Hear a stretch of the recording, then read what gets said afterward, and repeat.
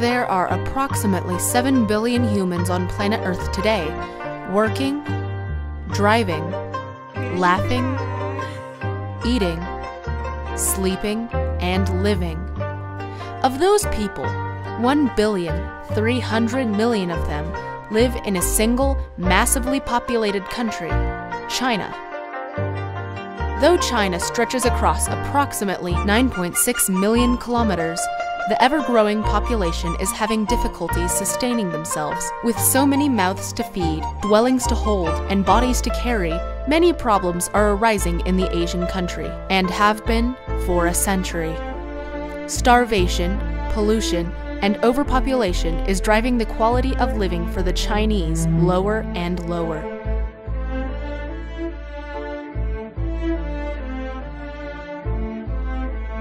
You saw that in farming agricultural villages, you'd see 2 or 3 kids and wonder how that happened, but the government wasn't out there monitoring. Those kids are not considered citizens by law.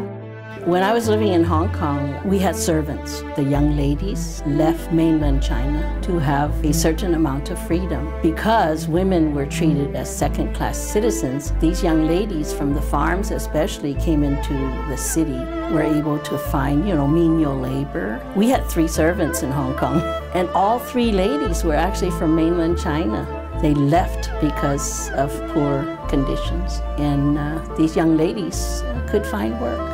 People were living in huts and shacks out in the countryside, beekeepers just right next to their beehives. Farmers were threshing out their crops in the middle of the road, waiting for buses to drive by because they didn't have the modern technology. In the city, I think the population and pollution brings their quality of life down. They live in very small quarters, but if you're a family of 3, you wouldn't need maybe a large house. The pollution, the people, the quality of life is different. I would say there's a huge pursuit of people to be in the cities, which leads to their population issue. The family that I spent some time with, they took a working vacation. Driving the car was his job. And so I think their living conditions were okay, except the little boy had never been outside of Beijing, ever. And so when we saw blue sky, he was shocked that the sky was that blue somewhere and asked if the sky looked like that in other places.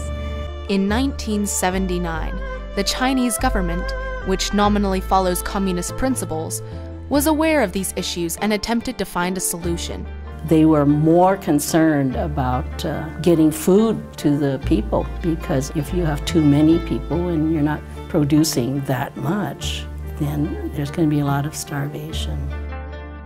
That solution was enacted and is known globally as the one-child policy. This policy limits Han Chinese to only 1 offspring per family. By doing this, the Chinese government hoped to limit the ever-increasing population before apocalyptic conditions were created.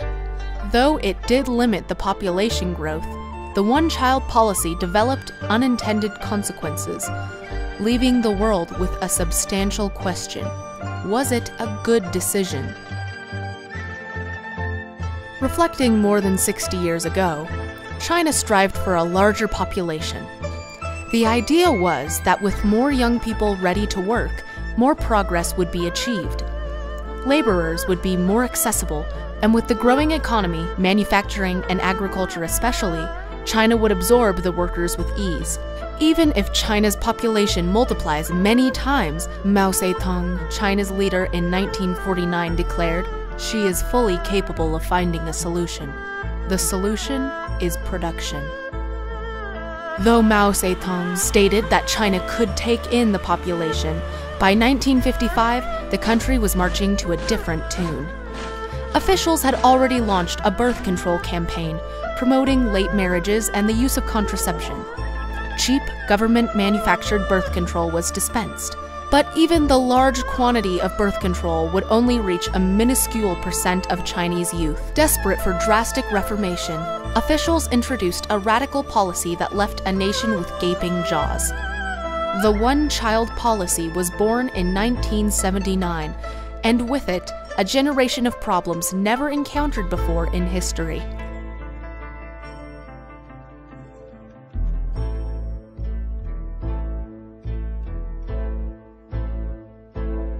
Parents are going to be affected because you wanted to have a male baby. The idea was that then your male would come and take care of you as you got older.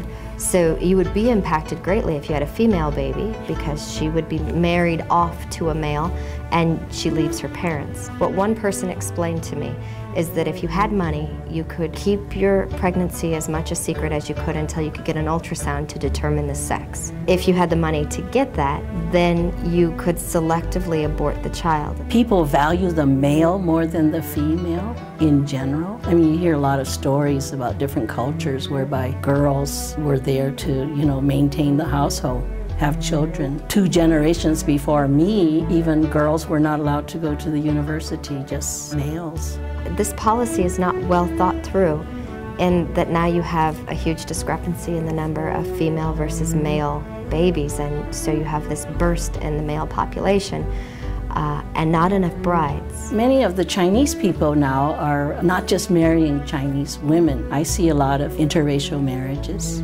The scarce commodity, they may value women more. In reference to the one-child policy, I was surprised in talking to people. Women were not comfortable talking about the one-child policy. Every woman I met had a male child, and when I asked, was this their only child, people got really awkward. If I asked if they wished they had more kids, it was a very shocked answer, like, well, you can't be asking that. If they have a 3rd child, especially if it's a girl, then they give it up for adoption. If it's a boy, I've heard that they might give the child to another family member that are without children.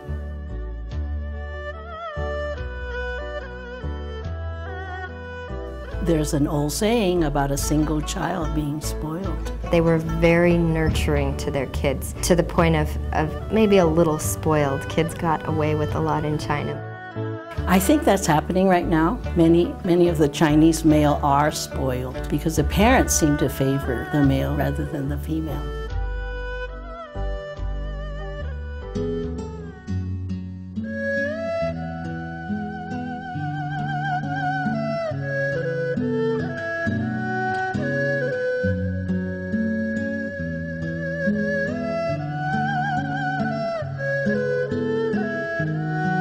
Perhaps they're currently in violation of the UN genocide policy from 1948. Article 2, Section D specifically states that if you are imposing measures intended to prevent births within a group, you're committing genocide. And so I don't know that the world looks at it as a genocide because you might not be killing anyone, but preventing the birth. The UN defined it that way. So it seems that the government of China is committing genocide just simply by not allowing them free reproductive rights.